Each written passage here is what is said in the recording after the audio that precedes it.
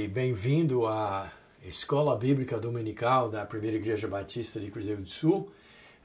Essa lição, como todas as outras que nós estamos produzindo nesses dias de quarentena e pandemia e tal, estão disponibilizados para você na nossa página do Facebook, Primeira Igreja Batista de Cruzeiro do Sul.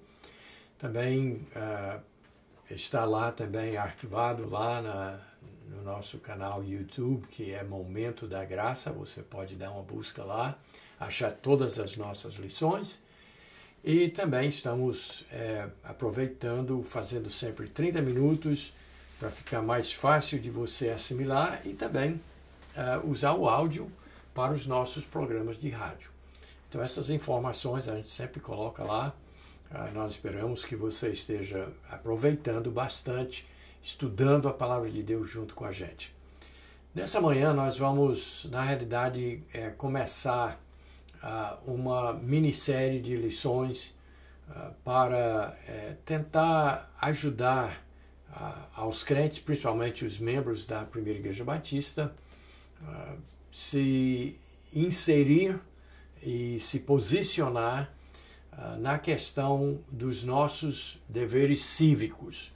Então, nós temos esse ano mais uma eleição e o cristão precisa saber a sua posição, a sua responsabilidade, ele precisa saber pensar, ele precisa visualizar a posição do cristão em relação aos demais, ao mundo, dentro do contexto da parte dos deveres, das obrigações, das responsabilidades cívicas.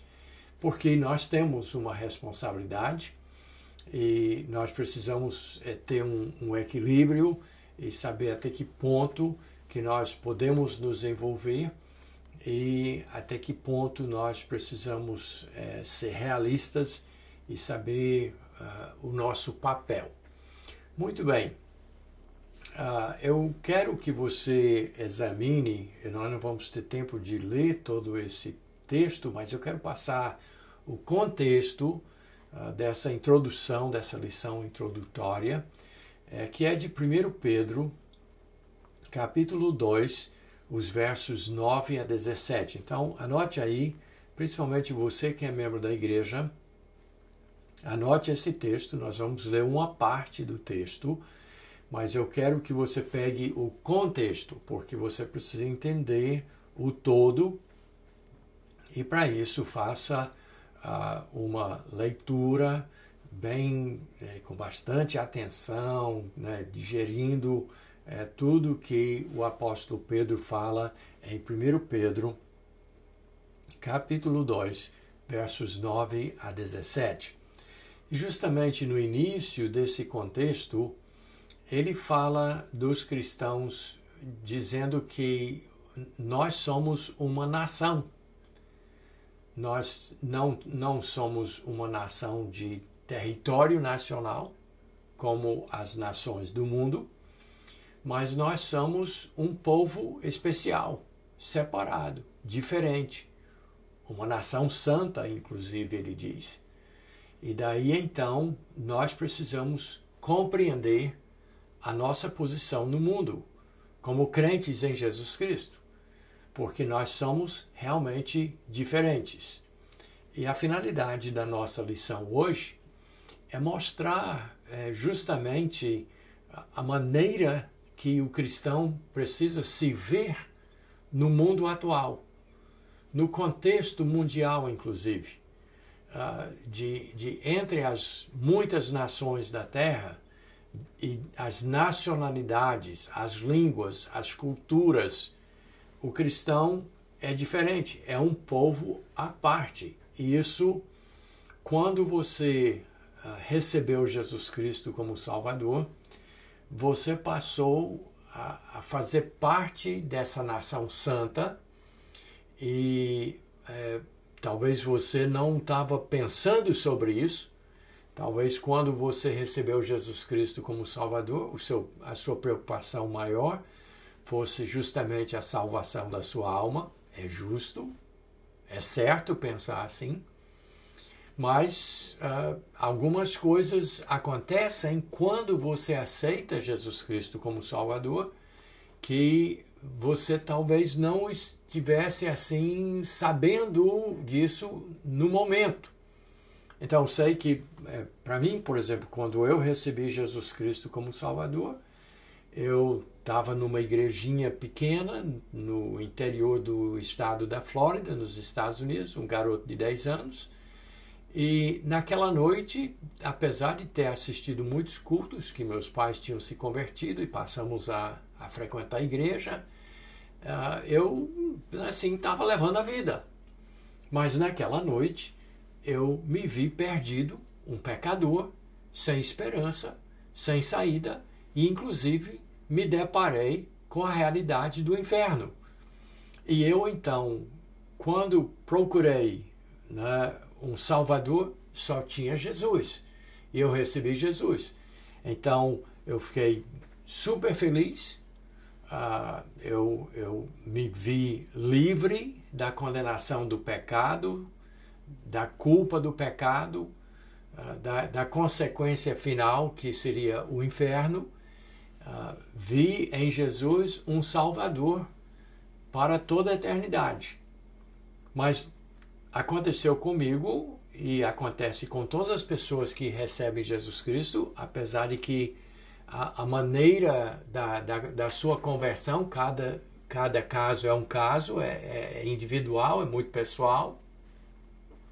No entanto, com todos nós acontece algumas coisas que a gente não esperava, que a gente não sabia. Uma das coisas é que nós passamos a pertencer a Jesus. Literalmente, nós fomos, como disse o apóstolo Paulo em vários lugares em 1 Coríntios, nós fomos comprados por preço. Nós passamos a pertencer a Ele. Nós não somos mais escravos do mundo e do pecado. Nós fomos comprados e agora pertencemos a Ele. Ele é o nosso Senhor. Ele manda em nós. Isso é uma condição de quem recebe Jesus Cristo como Salvador. Mas uma segunda coisa é essa, que nós passamos a fazer parte de um povo separado, santo, uma nação santa, uma nação, um povo diferente, separado do restante do mundo. Então a gente não sabia na hora, mas naquele momento eu passei a fazer parte do povo de Deus, dessa nação santa, desse sacerdócio real. Passei a fazer parte disso sem saber, e então o ser americano passou a ser segundo plano. Não era mais tão importante. E daí então acontece a mesma coisa com brasileiros, com japoneses, coreanos, alemães, ingleses, sudaneses, né? Seja lá qual for a nação, a que a pessoa nasceu naturalmente, mas quando a pessoa recebe Jesus Cristo como Salvador, passa a fazer parte de uma outra nação separada, isso que significa a palavra nação santa, separado do restante das nações. Então, nós como crentes, então, precisamos reconhecer. É um fato. E para isso, então, vamos ler uma coisa aqui dentro do contexto de 1 Pedro, capítulo 2. Eu quero ressaltar nessa primeira lição esses versos 11 e 12 que vão nos falar sobre esse fenômeno, esse acontecimento na vida de todos os crentes, independente de sua língua, nacionalidade, situação econômica, social ou qualquer coisa. Então veja só o que Pedro nos revela. Amados, exorto-vos como peregrinos e forasteiros que sois, a vos absterdes das paixões carnais que fazem guerra contra a alma, mantendo exemplar o vosso procedimento no meio dos gentios, para que naquilo que falam contra vós outros como malfeitores, observando-vos em vossas boas obras, glorifiquem a Deus no dia da visitação. Isso é 1 Pedro capítulo 2, versos 11 e 12. Tem muita coisa para, como se diz, desempacotar aqui dentro desse texto. E o apóstolo Pedro, apesar de ser um homem sem letras, como se diz, um homem inculto, ele fala, por inspiração do Espírito Santo, umas coisas profundas aqui, e nós vamos tentar, então, assim, mostrar com clareza essas coisas para você hoje. Então, ele começa dizendo: amados, exorto-vos. Quer dizer, ele está dizendo uma coisa que é uma coisa muito séria. É mais do que um conselho. É uma exortação. Exorto-vos como o quê? Aí ele chama os crentes de peregrinos e forasteiros. E ele diz assim: como peregrinos e forasteiros que sois. O que é um peregrino? O que é um forasteiro? É alguém que caminha em terra estranha. Então, ele nos revela aqui que no momento que nós nos tornamos crentes em Jesus Cristo, nós ficamos um povo sem pátria aqui na terra. Não é que você deixa de ser brasileiro, ou alemão, ou inglês. Você continua sendo isso. Mas não é a sua identidade. Não é como você se identifica, e a sua realidade mudou. Porque você agora passa a ser um estrangeiro dentro da sua própria terra. Dentro da sua terra natal, você passa a ser um forasteiro, um peregrino, alguém que está apenas passando por aqui. Você não é mais natural daqui. E isso é duro, isso é difícil. E nós vamos continuar comentando o texto, mas eu quero compartilhar a minha situação, para você poder entender como isso é complicado. Porque quando o brasileiro viaja para outro país, o acriano, quando vai para outra nação, ele sente falta de farinha. Sente falta de certos costumes, certas práticas, um certo jeito de ser do brasileiro. Ele sente saudade. Inclusive, saudade é uma palavra própria do português. Muitas outras línguas nem têm essa palavra. Então, isso é normal, é natural. Mas quando você viaja para um outro país e você ouve as pessoas falar outra língua, ter outros costumes, você se sente isolado. E eu, quando vim garoto ainda, quase 60 anos atrás, quando eu vim para o Brasil, aí eu passei a ser, sabe o quê? Miguel Americano. Miguel Americano. Foi conhecido assim por muitos anos como Miguel Americano. Muitos ainda me chamam assim. Então, o que isso significa? O que isso faz com a pessoa? Isso está dizendo: você não é daqui. Você é de lá. E até as pessoas achavam que a gente trazia tambores de comida dos Estados Unidos para comer aqui. Quando eu passei a minha vida todinha comendo feijão, arroz, farinha, essas coisas. Mas as pessoas achavam que a gente trazia comida de fora. Achavam que a gente vivia de uma maneira diferente. Mas sabe de uma outra coisa? Quando eu vou para os Estados Unidos, eu vou, vamos dizer, visitar uma igreja lá, aí eu faço a apresentação do trabalho, aí vem o pessoal e faz aquela comunhão, e aí tem 5 minutos e você bate papo, e quando você menos espera, sabe o que você nota? Que você não é de lá. Que a sua cabeça está no Brasil. O seu amor está num outro país. E as próprias pessoas vão e tem as suas rodinhas, as suas panelinhas e começa a conversar e você se sente sozinho, isolado. Isso que é ser peregrino e forasteiro. E o apóstolo Pedro diz que os crentes todos são exatamente isso nesse mundo. Nós somos peregrinos e forasteiros. Nós somos estrangeiros. Nós somos, prepare-se, nós somos ETs. Nós somos de outro planeta. O crente, ele está deslocado. Ele não está no meio da sua nação real. Ele é um peregrino, um forasteiro. Alguém que está apenas passando, mas não pertence. Não está lá. E só antes da gente continuar com o texto, até hoje tem pessoas que acham que porque eu nasci nos Estados Unidos, que eu não sinto frio. Porque eu nasci num país onde tem frio, eu não sinto frio. Pois eu não consigo nem... O corpo da gente se adapta ao ambiente onde está. Então, as pessoas têm uma ideia muito estranha do que é ser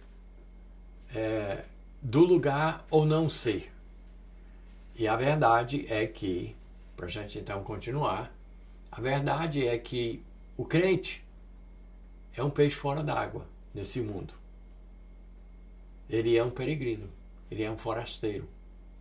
E a exortação de Pedro continua dizendo assim: vocês precisam se abster das paixões carnais que fazem guerra contra a alma. O apóstolo Paulo também falou muito sobre essa guerra que o crente tem, essa batalha que o crente tem com os desejos, as paixões carnais.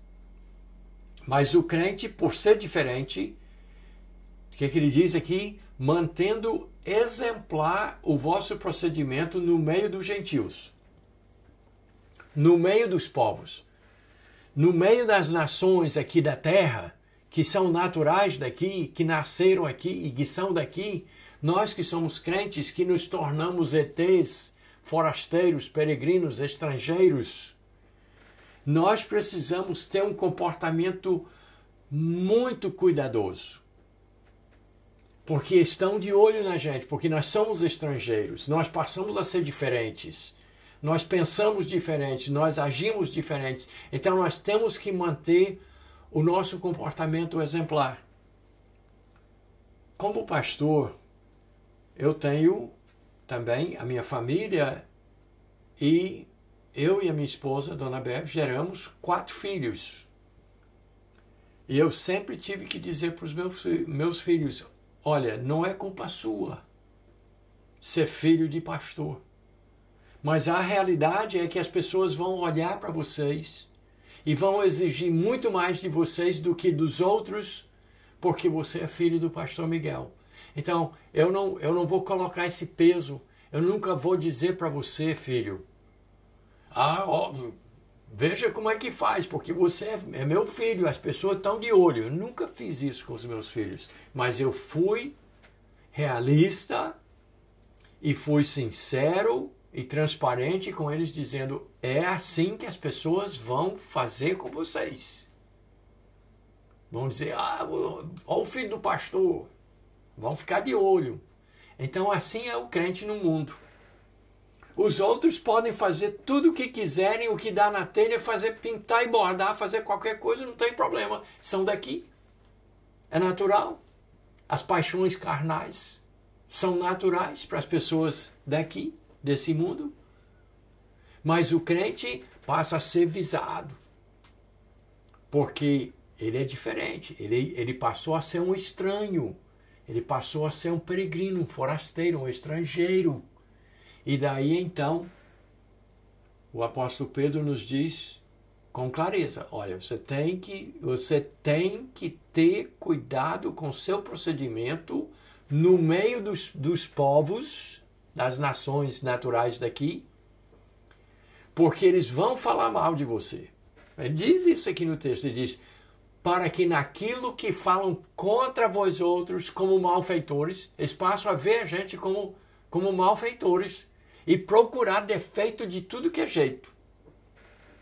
Mas eles vão observar na gente as nossas boas obras e no dia, ele diz, no dia da visitação, vão ter que reconhecer e glorificar a Deus pelo que nós fomos no mundo. Aquilo que Jesus Cristo disse, nós somos sal e luz. Nós somos o tempero. Nós somos os diferentes nesse mundo. Eles vão falar, ele disse isso com clareza, eles vão falar mal da gente, eles vão procurar defeito em tudo que a gente faz. Mas eles vão, eventualmente, glorificar a Deus no dia da visitação. Voltarei a falar sobre isso daqui a pouco. Mas agora vamos, para confirmar isso que o apóstolo Pedro nos falou, e isso que eu estou querendo que você, como crente, aprenda e caia na real, como se diz, que você é um estrangeiro, você não é daqui. Vamos ver o que Jesus Cristo falou sobre isso. Confira comigo em João capítulo 15, versos 18 e 19, o que Jesus falou quando ele estava só com seus discípulos e explicando a situação para eles. Ele disse, se o mundo vos odeia, sabei que primeiro que a vós outros me odiou a mim. Se fosseis do mundo, o mundo amaria o que era seu. Como, todavia, não sois do mundo, pelo contrário, dele vos escolhi, por isso o mundo vos odeia. Isso é João capítulo 15, versos 18 e 19. Eu quero que você entenda uma coisa. O mundo que fala aqui é o mundo em geral. Quando você, por exemplo, você que é crente, as pessoas, o mundo em geral descobre que você é crente e aí, então você é contra o aborto. Aí acha um escândalo isso. Mas você é um estrangeiro, você é um forasteiro, você é diferente, então você é contra isso. E não pode ficar calado, tem que dizer que é contra. E você é contra. Mas então, quando o mundo fala que vai nos odiar, não são os indivíduos do mundo que vão odiar crentes individuais. É o contexto, é o mundo como um todo. Tem raiva de crente. Essa é a realidade. Tem raiva dos filhos de Deus. E ele diz aqui que isso acontece porque eles tinham raiva de Jesus. Que nunca fez mal a ninguém, fez sempre o bem. Nunca, nem sequer pecou uma única vez. E o crucificaram. Então Jesus está alertando, está dizendo, se fizeram comigo, vão fazer com vocês. É natural, é a situação. Mas ele revela aqui uma coisa, e nós vamos ver um pouco mais da palavra de Jesus sobre isso, mas ele revela essa verdade que eu vou colocar aqui em minhas próprias palavras, o princípio. Jesus Cristo está nos dizendo aqui, vocês estão no mundo, mas não são do mundo. Há uma grande diferença, não tem? Então nós somos peregrinos, nós estamos passando aqui, nós estamos aqui. Mas só que nós não pertencemos a esse lugar. Nós pertencemos a uma outra nação. Como o nosso tempo já está correndo e temos pouco, eu quero convidar vocês ainda para as palavras de Jesus, 2 capítulos na frente, no capítulo 17 de João, nos versos 14 a 16, quando ele está no jardim orando, prestes a ser preso e crucificado. Mas ele começou a orar por nós e disse o seguinte, João capítulo 17, 14 a 16. Eu lhes tenho dado a tua palavra e o mundo os odiou, porque eles não são do mundo, como também eu não sou. Não peço que os tires do mundo, e sim que os guardes do mal. Eles não são do mundo, como também eu não sou. João 17, 14 a 16. Perceberam então, quando você aceitou Jesus Cristo como Salvador, você se tornou um estrangeiro. Você passou a fazer parte de um outro povo. Você não deixou de ser brasileiro, mas os próprios brasileiros olham você de uma maneira diferente. As pessoas do mundo inteiro, quando sabem que você é crente, é crente, é daqueles, e falam mal, e podem até odiar. Mas você precisa compreender, é difícil, é duro ser estrangeiro. Acredite, eu sei, é difícil ser estrangeiro, mas é o que você é. E você precisa agir conforme. E agora, nos nossos minutos finais, eu quero estabelecer uma realidade dessa separação, dessa divisão. E nós vivemos num mundo dividido politicamente, etnicamente, um montão de economicamente, tem muitas divisões, mas para Deus, realidade, novamente a realidade, não é que eu queira dividir, mas para Deus só tem duas nações. Na realidade, para Deus, ele não vê japonês, alemão, inglês, francês, italiano, ele não vê africano, asiático, ele não vê nada disso. Ele vê só duas nações e ele divide claramente.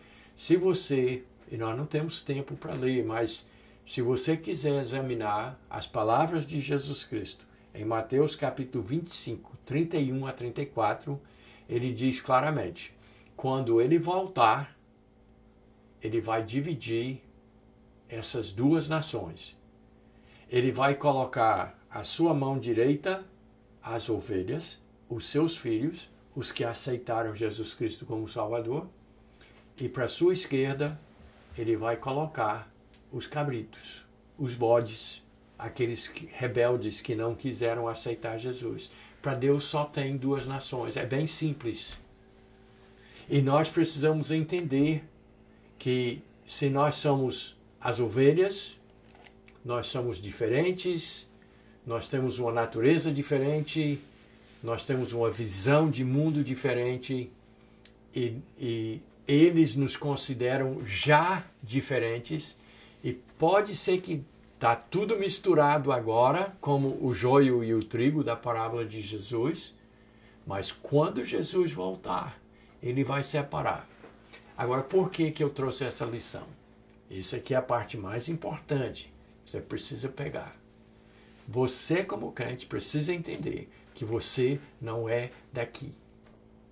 Mas você tem responsabilidades grandes enquanto estiver peregrinando, perambulando, passando uma chuva nesse mundo velho.